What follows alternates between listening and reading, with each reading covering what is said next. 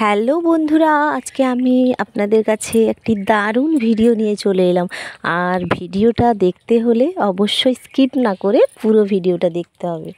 তো এটা হলো শ্রাবণের দ্বিতীয় সোমবার, কালকে গেছে। তো সেই সোমবারের ভিডিও তুলে ধরেছি আপনাদের কাছে। সেটা হলো ড্রোন শ্যুটের মাধ্যমে। অবশ্যই বন্ধুরা ভিডিওটা দেখে নিশ্চয়ই বুঝতে পারছেন।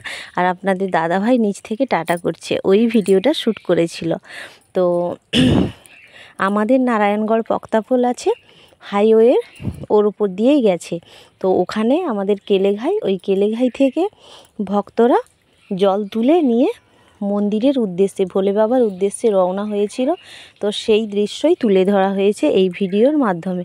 তো শয়ে শয়ে ভক্ত লাল সাদা মানে কেউ গেরুয়া এই রকম সব ড্রেস পরে জল নিয়ে যাচ্ছে। তো খুবই ভালো লাগছিল।